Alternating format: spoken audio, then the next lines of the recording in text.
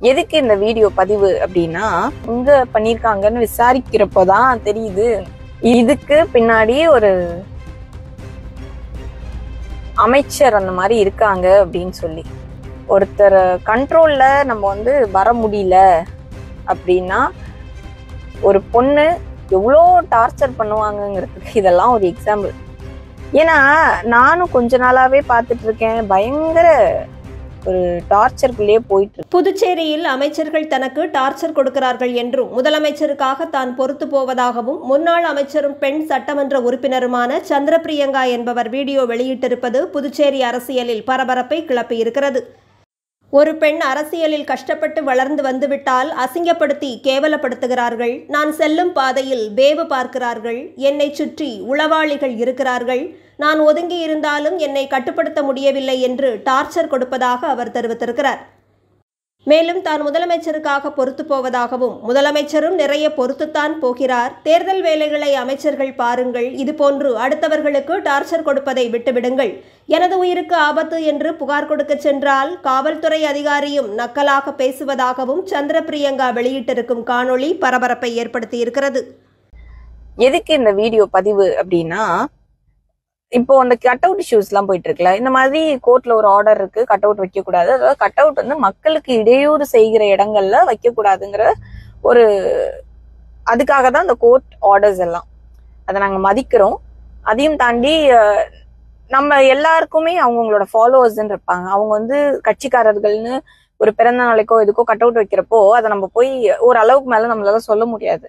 அந்த மாதிரி ஒரு சில இடங்கள்ல ஒருத்தவங்க வைப்பாங்க, அதை பார்த்துட்டு நாங்களும் வைக்கிறோம்னு இவங்களும் வைப்பாங்க, வேற கட்சிக்காரங்க வைப்பாங்க. சோ ஏன் அவங்கதான் வைக்கணுமா, நாங்க வைக்க கூடாதுன்னு இந்த ஒரு இதெல்லாம் அரசியல்ல இந்த ஒரு ஈகோ இதெல்லாம் இருக்கும், வைக்கிறாங்க. அதே மாதிரி நம்மளும் சரி கோர்ட் ஆர்டர் மதிக்கணும் அப்படிங்கிறதுக்காக கோர்ட்ல இருந்து நம்ம எதுவும் ஆர்டர்ஸ்க்கு எகெயின்ஸ்டா பண்ணக்கூடாதுன்னு கட் அவுட் எடுக்கிறோம், அனுமதிக்கிறோம். இதெல்லாம் போயிட்டு இருக்கிற நேரத்துல ஒரு 1 வீக் முன்னாடி ஒரு சம்மன் வருது. என்ன அப்படின்னு பார்த்தா அந்த சம்மன் ஒண்ணுமே கிடையாது. அதாவது அந்த கட் அவுட் வச்சதுக்கு இவங்க எல்லாம் காரணம் சொல்லணும் அப்படின்னு. யார் யாரு அப்படின்னு பாத்தீங்கன்னா எஸ்பி, எஸ்எஸ்பி, எஸ்ஐ, இன்ஸ்பெக்டர், அந்த மாதிரி கவர்மெண்ட் அஃபீஷியல்ஸ் எல்லாரும் சொல்லணும். கடைசியா commune panchayat commissioner, municipal commissioner அவங்க எல்லாம் இருக்கணும் அப்படின்னு இருக்கு. கடைசியா ஒரு ஆள் இருக்கு. யாருன்னா என்னோட படம் என்னோட கட் அவுட்ல இருந்ததுனால அவங்களும் ஒன் ஆஃப் த ரெஸ்பாண்டன்ட், அவங்களும் பதில் சொல்லணும் அப்படின்னு சொன்னாங்க. ஓகே, கேள்வி கேட்கறாங்க அப்படின்னு. சரி, நம்ம யார் அதை அனுப்பியிருப்பாங்கன்னு நம்ம பாக்குறப்போ எனக்கு ஐ வாஸ் ஷாக்ட். அவங்க ஒரு நார்மலான பர்சன், பாவம். அவங்க கிட்ட ஃபேமிலி நடத்துறதுக்கு கூட பெருசா கஷ்டப்படுற ஒருத்தவங்க. ஒரு ஹைகோர்ட் போறதுன்னா எவ்வளோ செலவாகும், ஒரு வக்கீல் வைக்கிறதுனா எவ்வளோ செலவாகும், இதெல்லாம் தாண்டி பண்ற அளவுக்கு இல்லாத ஒரு மனுஷன் ஏன் அவங்க பண்ணிருக்காங்கன்னு விசாரிக்கிறப்போதான் தெரியுது என்னன்னா இதுக்கு பின்னாடி ஒரு அமைச்சர் அந்த மாதிரி இருக்காங்க அப்படின்னு சொல்லி. எனக்கு நம்ம மினிஸ்டரா இருக்கிறப்போ அவ்வளோ பிரச்சனைகள்லாம் சமாளிச்சு, அப்பா நம்மளுக்கு இந்த பிரச்சனையே வேண்டாம், நம்ம பாட்டுக்கு தொகுதியில நம்மளுக்கு மக்கள் ஓட்டு போட்டிருக்காங்க, தேர்ந்தெடுத்திருக்காங்க, நம்ம வேலையை பார்ப்போம் அப்படின்னு சொல்லி நம்ம ஒதுங்கி வரோம். ஆனா நம்ம ஒதுங்கினதுக்கு அப்புறமும் ஒரு சுயநலமா ஒரு அந்த கன்னிங்னு சொல்லுவாங்கல்ல, எதுக்குன்னா ஒருத்தர் கண்ட்ரோல்ல நம்ம வர முடியல அப்படின்னா ஒரு பொண்ணு எவ்வளோ டார்ச்சர் பண்ணுவாங்கங்கிறதுக்கு இதெல்லாம் ஒரு எக்ஸாம்பிள். ஏன்னா நானும் கொஞ்ச நாளாவே பார்த்துட்டு இருக்கேன், பயங்கர ஒரு டார்ச்சருக்குள்ளேயே போயிட்டு இருக்கு. நம்மள டார்ச்சர் பண்ணா நம்ம அரசியல்வாதி, அரசியலுக்கு வரும்போதே நம்ம எல்லாத்தையுமே மறந்து வச்சுட்டு தான் வரோம். குடும்பமா இருக்கட்டும், நம்மளுடைய சொந்த விருப்பு வெறுப்பு இதெல்லாம் தாண்டி பொலிட்டீஷியனா பப்ளிக்கு வெளியில வந்துட்டோங்கும் போது எல்லாத்துக்கும் தான் நம்ம ரெடியா இருக்கணும். ஸோ அதெல்லாம் ஓகே. பட் நம்ம கூட இருக்கிறவங்க கஷ்டப்படக்கூடாது, அது மெயினான விஷயம். ஏன்னா நம்ம ப்ரொடெக்டிவா இருக்கிறோங்கிறத தாண்டி நம்ம நம்ம கூட இருக்கிறவங்கள ப்ரொடெக்டிவா பாத்துக்கணும். ஒரு நல்ல அரசியல்வாதிக்கு அதுதான் ஒரு நல்ல எண்ணங்கிறது ரொம்ப முக்கியம். நம்ம வந்து மினிஸ்டரா இருந்தப்ப நம்மளுக்கு எவ்வளவு பிரச்சனை எல்லாம் தந்தாங்க, அதெல்லாம் வந்து நம்ம எதையுமே வெளிக்காட்டிக்காம ரொம்ப நாசுக்கா வெளில வந்துட்டோம். இன்னைக்கும் அந்த அமைச்சர்கள் பாத்தீங்கன்னா நம்மள அவ்வளோ டார்ச்சர் பண்றாங்க. நான் யாருன்னு பேர்லாம் சொல்ல விரும்பல, எல்லாரையும் எல்லாம் சொல்ல முடியாது, எல்லாரும் தேர் வெரி ஜெம், நம்ம எல்லாரையும் தப்பா சொல்லிட முடியாது. நான் சொல்றது ஒரு ஆளு 2 ஆளுன்னு வச்சுக்கோங்களேன்.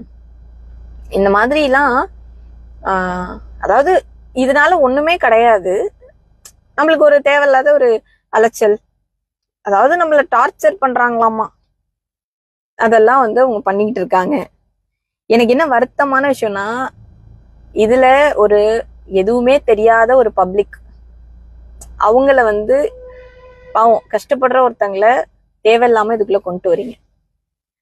இப்ப நம்ம அரசியலையும் தாண்டி நார்மலா இருக்கிறதுனால பரவாயில்ல, நம்ம அவங்க சைட்ல இருந்து யோசிக்கிறோம், சரி தே ஆர் இன்ஃப்ளூயன்ஸ்ட், அவங்களால பண்ணப்பட்டாங்க அப்படின்னு நமக்கு தெரியுது. ஒரு கோர்ட்டுக்கு வச்சு எவ்வளவு வேலை, ஒரு அமைச்சரா இருந்தா எவ்வளவு வேலை இருக்கும். அமைச்சருங்கிறது அவ்வளவு சாதாரண விஷயம் இல்லை, முதல்ல எம்எல்ஏங்கிறதே அவ்வளவு சாதாரண விஷயம் இல்லை. ஏன்னா மக்களால் தேர்ந்தெடுக்கப்படுறது, ஒரே வீட்டுல இருக்கிற ஒருத்தருக்கே பிடிக்க மாட்டேங்குது, நம்மள மக்கள் ஓட்டு போட்டு தேர்ந்தெடுக்கிறாங்க. எவ்வளவு ஒரு கஷ்டங்கள் எல்லாம் தாண்டி, தமிழ்நாடு மாதிரி கூட கிடையாது, பாண்டிச்சேரியில வீடு வீடா போய் ஒருத்தர்கிட்டையும் ஓட்டு வாங்கி அவங்கள நம்மள பிடிக்க வச்சு நம்ம செய்யற வேலைகள் பிடிச்சி எவ்வளவு கஷ்டப்பட்டு ஜெயிக்கிறோம். ஆனா வந்ததுக்கு அப்புறம் அதெல்லாம் மறந்துட்டு, நம்மளுக்கு ஓட்டு போட்ட ஜனங்களை மறந்துட்டு, ஓகே நம்மள்ட்ட எல்லாரும் கண்ட்ரோல்டா இருக்கணும், நம்ம பேச்ச மதிக்கலைன்னா அவங்களை எவ்வளோ டார்ச்சர் வேணாலும் பண்ணலாம், அவங்க எம்எல்ஏவா இருந்தாலும் சரி யாரா இருந்தாலும் சரி அவங்கள நம்ம டார்ச்சர் பண்ணணும்.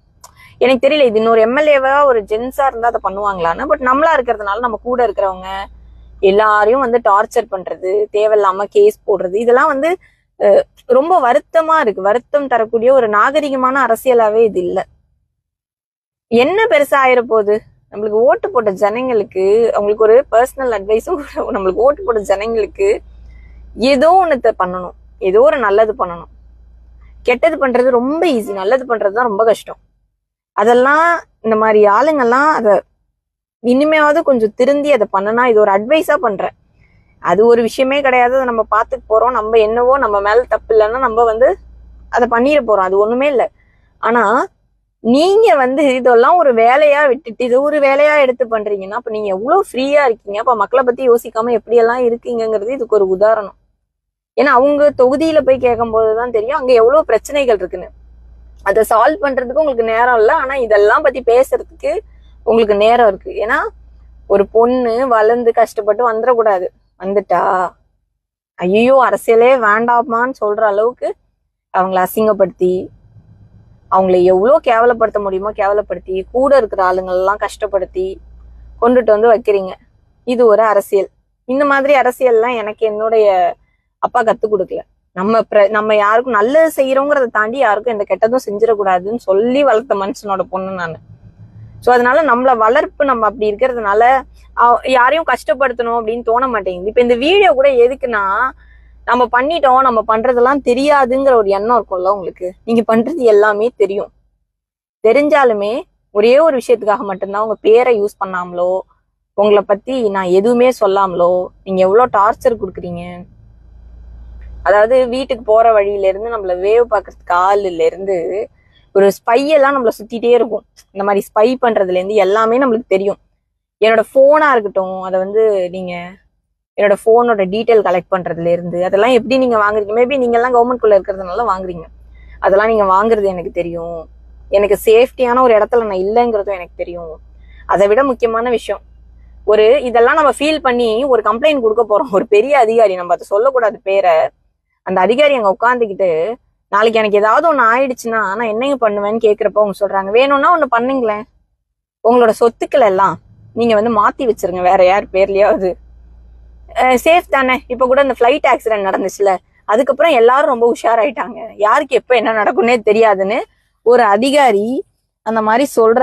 என்ன மாதிரி அவங்க இன்ஃப்ளூயன்ஸ் நீங்க பண்ணியிருந்தா ஒரு அதிகாரி இவ்வளோ ஒரு நக்கலானது அதையும் கேட்டுக்கிட்டு, நான் அப்பதான் யோசிச்சேன், ஒரு காமன் மேனுக்கெல்லாம் என்ன மாதிரி நடக்கும். நம்ம ஒரு எம்எல்ஏவா இருக்கோம், ஒரு எக்ஸ் மினிஸ்டரா இருந்திருக்கோம், ஒரு மினிஸ்டரோட பொண்ணா இருந்திருக்கோம், நமக்கே இவ்வளோ பிரச்சனைனா அப்ப அவங்க எல்லாம் எவ்வளோ மக்கள்லாம் கஷ்டப்படுவாங்க அப்படிங்கறதெல்லாம் தாண்டி தான் சர்வே ஆயிட்டு இருக்கும். ஒன்னே ஒண்ணுதான், நீங்க எவ்வளோ என்ன பண்ணாலும் என்ன பெருசாலாம் பாதிக்காது. இதுக்கு மேல இழக்கிறதுக்கு ஒண்ணுமே கிடையாது. நிறைய கஷ்டப்பட்டாச்சு. எல்லாத்துக்கும் துணிஞ்சுதான் அரசியலுக்கு வரோம். இங்க ஒன்னே ஒண்ணுதான், மக்களுக்கு நல்லது செய்யணும். ஒன்னா சாதிக்க முடியாதுங்கிறது எதுவும் கிடையாது. அது பண்ணணும். அதை விட இப்ப வரைக்கும் உங்க பேரை நான் சொல்லாம இருக்கிறதுக்கு காரணம், நீங்க எவ்வளவு நான் மினிஸ்டரா இருந்தப்போ என்ன டார்ச்சர் பண்ணீங்க. இதெல்லாம் சொல்லாம இருக்கிறதுக்கு ஒரே காரணம் என்னோட சிஎம் மட்டும்தான். என்னோட அப்பா ஸ்தானத்துல இருக்க சிஎம், அவருக்காக மட்டும்தான் நான் யார் பேரையும் சொல்லாம இருக்கேன். அவருதான் உன்னுடைய எலெக்ஷன் வேலையை மட்டும் போய் பாரு, நீ மத்தது எதையுமே காதுல வாங்காதுன்னு. ஆனா திருப்பி திருப்பி தொந்தரவு பண்ணிக்கிட்டே இருக்கும்போது அட்லீஸ்ட் உங்களுக்கு நீங்க டிஸ்டர்ப் பண்றது எனக்கு தெரியுதுன்னாவது உங்களுக்கு தெரியணும்ல. எவ்வளவு டிஸ்டர்ப் பண்ணாலும் தெரியாதுன்னு நினைச்சிடக்கூடாதுல்ல. அதுக்காக தான் தயவு செய்து என்ன டார்ச்சர் பண்றதெல்லாம் விட்டுட்டு போய் உங்களுக்கு ஓட்டு போட்டாங்களா ஜனங்க, அவங்களுக்கு வேலை பாருங்க, அவங்களுக்காக உழைங்க. அவங்கதான் நம்ம முதலாளி. நம்மளுக்கு ஓட்டு போட்டு தேர்ந்தெடுத்தாங்களா ஜனங்க, அவங்கதான் நம்ம முதலாளி. நம்ம முதலாளிங்களுக்கு நம்ம ஒழுங்கா வேலை பார்த்து கொடுக்கணும். அத முதல்ல தயவு செய்து பண்ணீங்கன்னா, இல்ல என்கிட்ட பணம் இருக்கு, நான் என்ன வேணா மிரட்டுவேன், என்ன வேணா பண்ணுவேன் அப்படின்னு நினைச்சீங்கன்னா அதுக்கு நான் ஆள் கிடையாது. எனக்கு உங்ககிட்ட வரணுங்கிற அவசியமும் கிடையாது. நம்ம இப்பதான் மக்கள்கிட்ட போய் நிக்கணும். அவங்க பார்த்து ஏதாவது செய்யணும், அவ்வளவுதான். எனக்கு மித்த யாருமே இப்போதைக்கு அவசியமே கிடையாது. தயவு செய்து திருப்பியும் சொல்றேன், ஒரே ஒருத்தருக்காக மட்டும்தான் இவ்வளவு பேசிட்டு அந்த வார்த்தையை கூட சொல்லாம போறேன். அது எங்க ஐயா என்ஆர் ஐயாக்கா மட்டும்தான். அவருக்காக தான் நிறைய பொறுத்து போயிட்டு இருக்கேன். பாவம், அவரே நிறைய பொறுத்து போயிட்டு தான் இருக்காரு. பட் சொல்றேன், எல்லாம் கொஞ்சம் மைண்ட்ல வச்சுட்டு அமைச்சர்கள் கொஞ்சம் அமைதியா, கொஞ்சம் இன்னொரு 8 மாசம் தான் இருக்கு, எலெக்ஷன் எல்லாம் பார்த்தா நல்லா இருக்கும்னு நினைக்கிறேன். கொஞ்சம் மக்களுக்கு எப்பயாவது போய் நல்லபடியா செஞ்சுட்டு வேலையை பாருங்க. என்னையும் வேலை பார்க்க விடுங்க. என் நம்பி நிறைய பேர் இருக்காங்க. ஒரே பொண்ணு தான். நம்மளுக்கு குடும்பம்னா நம்ம அரசியல் சார்ந்து இருக்கிறவங்க தான். அவங்கள பாத்துக்கிறது என்னோட கடமை. அதெல்லாம் பாத்துக்கணும். கொஞ்சம் ஃப்ரீயா விடுங்க. தேவையில்லாத அலைச்சல், தேவையில்லாத செலவு. ஒரு 10,000 ரூபாய் ஒரு வக்கீல் கொடுக்குறோம், அதை என் கூட நிக்கிறேன் அவனுக்காவது. பாவம், நம்ம பசங்க அவ்வளவு பேர் கஷ்டப்படுறாங்க. செஞ்சு உதவி பண்ணலாம், படிக்கிறதுக்கு ஃபீஸ் கட்டலாம், எவ்வளவோ இருக்கு. இந்த மாதிரி நல்லதா 4 விஷயம் செஞ்சா நல்லா இருக்கும்னு நினைக்கிறேன். இதுக்கு மேலேயும் நான் இப்படிதான் பண்ணுவேன்னு இருந்தீங்கன்னா, பொம்பளைங்கிறதுனாலலாம் பார்க்காதீங்க. நிறைய பேர் எல்லா தொகுதியிலையும் பொம்பளைங்க ஓட்டு அதிகம். பெண்களுக்கு நல்லாவே தெரியும். இப்ப நான் பேசும்போது கூட நிறைய லேடிஸ் கண்டுபிடிச்சிருப்பாங்க நான் யார பேசுறேன்னு. அதனால அது நல்லா இருக்காது, பாத்துக்கோங்க. அவ்வளவுதான். நீங்களும் வாழுங்க, இன்னும் வாழ விடுங்க. நன்றி.